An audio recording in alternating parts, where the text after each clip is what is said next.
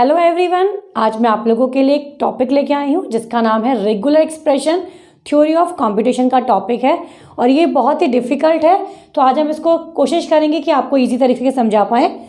तो इस टॉपिक में ये जो क्वेश्चन है बहुत ज़्यादा इम्पॉर्टेंट है एग्ज़ाम पॉइंट ऑफ व्यू से। ऑलवेज ये इसी टाइप का क्वेश्चन एग्जाम में रिपीटेशन हो रहा है। हमेशा आप देखेंगे कि R1 R2 R3 गिवन होते हैं। R1 इसका सबसेट है या नहीं ऐसा पूछा जाता है, या R3 इसका सबसेट है या नहीं, इस टाइप के क्वेश्चन, या फिर R1 R2 का इंटरसेक्शन क्या होगा। तो हमारे पास कुछ रेगुलर एक्सप्रेशन गिवन है, उसके बेस्ड पे हमें कुछ सॉल्व करना है, right. R1 is equal to A plus b का स्क्वायर स्टार, या A स्टार प्लस बी का स्टार का स्टार, या A स्क्वायर प्लस बी का स्टार। अगर इस क्वेश्चन को आपको सॉल्व करना है तो पहले आपके दिमाग में एक पिक्चर क्लियर होनी चाहिए कि R1 के अंदर कैसी स्ट्रिंग्स आएंगी, R2 और R3 में किस टाइप की स्ट्रिंग आएंगी।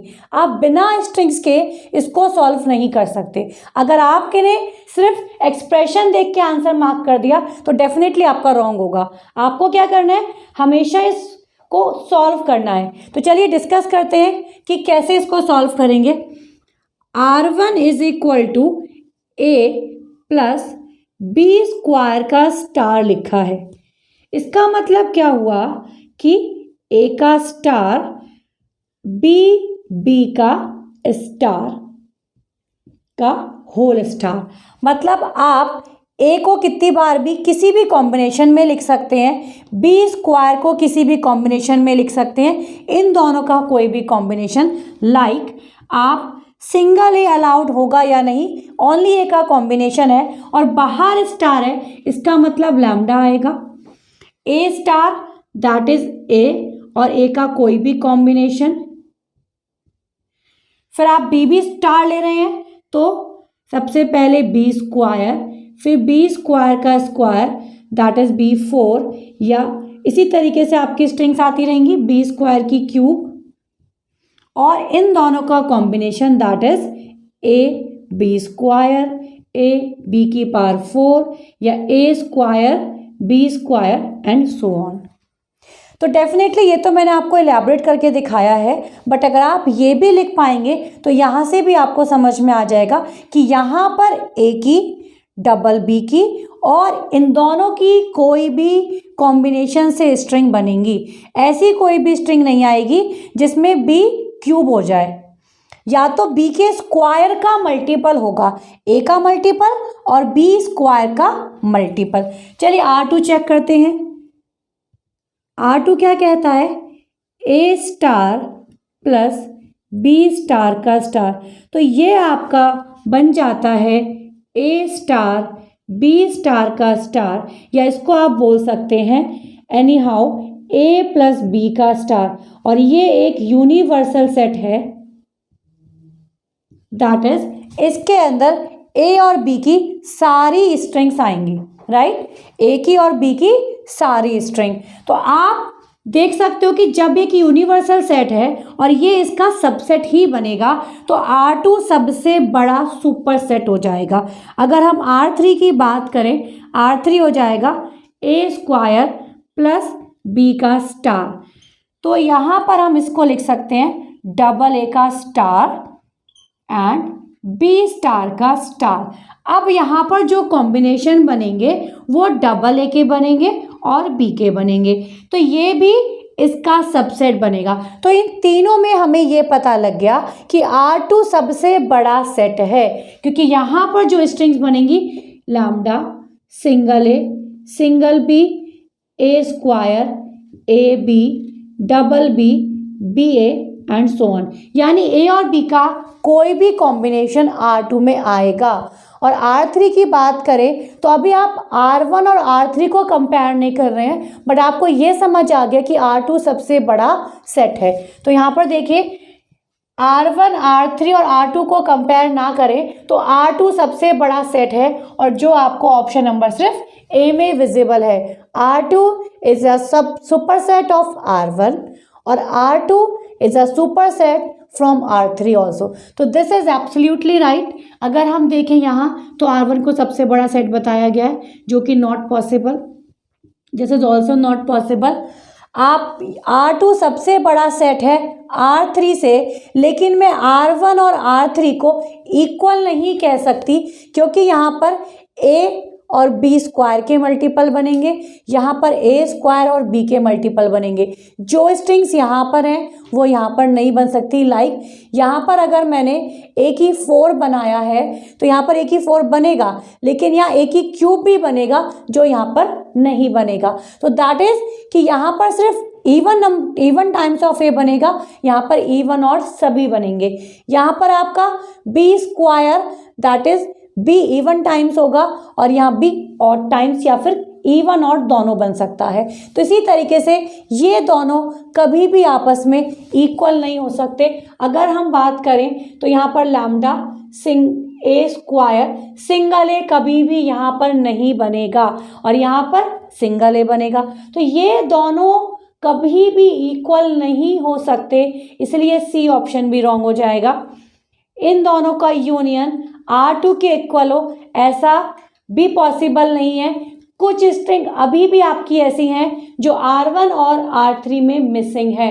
आप देख सकते हैं यहाँ पे लैम्डा A स्क्वायर A की पावर 4, या फिर सिंगल B स्क्वायर B की क्यूब एंड सो ऑन, या A स्क्वायर B, इस तरीके की स्ट्रिंग्स बनेंगी। लैम्डा A स्क्वायर A की क्यूब A की पावर 4, A की सारी स्ट्रिंग्स आ जाएंगी, B स्क्वायर B की क्यूब। तो अगर हम इन दोनों को यूनियन करें तब भी ऐसी स्ट्रिंग्स आपके पास होंगी जो R2 में प्रेजेंट हैं, बट R1 R3 को कंबाइन करके प्रेजेंट नहीं होंगी। तो इसलिए ये वाला ऑप्शन भी आपका रॉन्ग हो जाएगा। आई होप आपको समझ आया होगा।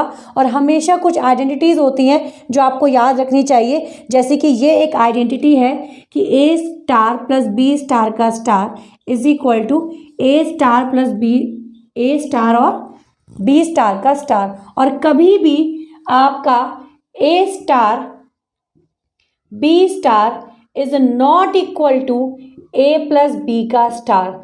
वाई? क्योंकि यहाँ पर जो कॉम्बिनेशन बनेगा A की स्ट्रिंग फॉलो करेंगी B की स्ट्रिंग को। कभी भी आप यहाँ पर B के बाद A नहीं बना सकते, B के बाद A नहीं बनेगा। और यहाँ पर अगर हम देखें तो A की कोई भी कॉम्बिनेशन, B का कोई भी कॉम्बिनेशन, A के बाद B या B के बाद A, सब कोई भी कॉम्बिनेशन अलाउड है, बट B A यहाँ पर नहीं होगा। दैट इज B के बाद A नहीं बना सकते, A B A नहीं बना सकते, या A B B A, ऐसी कोई भी स्ट्रिंग जहाँ पर B के बाद A आ रहा हो वो नहीं बनेगी। तो this is the concept of regular expression for this question. ऐसे क्वेश्चन बहुत इंपॉर्टेंट है एग्जाम पॉइंट ऑफ व्यू से। आई होप आपको ये क्वेश्चन समझ में आया होगा। इसी की तरह से एक क्वेश्चन और है, हम इसको भी डिस्कस करेंगे। सेकेंड क्वेश्चन स्टार्ट करते हैं। R1 is equal to this, R2 is equal to this, and you have to solve R1 intersection R2। तो अब देखो, इंटरसेक्शन निकालने के लिए आपको फिर दोबारा से समझना होगा कि what do you mean by R1 and what do you mean by R2। तो R1 की अगर हम बात करें तो आप एक काम करो, यहाँ पर जहाँ जहाँ पे स्टार है उसको इग्नोर कर दो। क्या बचता है? क्योंकि स्टार का मतलब होता है अगर हम A स्टार करते हैं तो इट मीन्स कि एनी कॉम्बिनेशन स्टार्ट फ्रॉम 0। आप क्या कर रहे हैं? 0 से स्टार्ट कर रहे हैं, तो 0 में आपका लैम्डा भी आता है। तो इसलिए हम यहाँ पर सभी जगह लैम्डा पुट कर देंगे। तो सबसे स्मॉलेस्ट स्ट्रिंग क्या बनेगी? Triple A, right? क्या बनेगी? Triple A. तो ट्रिपल ए और B तो कहीं पर किसी भी तरीके से आ सकता है। तो इस R1 का मतलब हुआ any combination of B and multiple of 3 times of A। तो R1 का मतलब है R1 is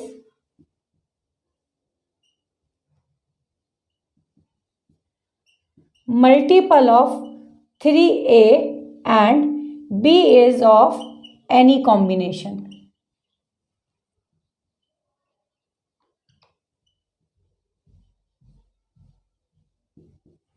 right? So R2 की बात करते हैं। R2 में क्या लिखा है?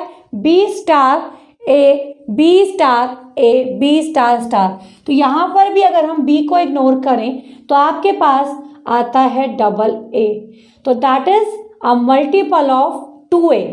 तो अब देखो अगर हम इसको रिकर्सिवली कॉल करें तो 3a, 3 के बाद 6 टाइम a आ जाएगा, देन 9। बी तो कहीं पर भी किसी भी तरीके से आ सकता है, बी के लिए कोई बाउंडेशन नहीं है, ना ही R1 में ना ही R2 में। एंड R2 में चेक करें तो a twice time, then 4, then a की पावर 6, a की पावर 8 एंड सो ऑन।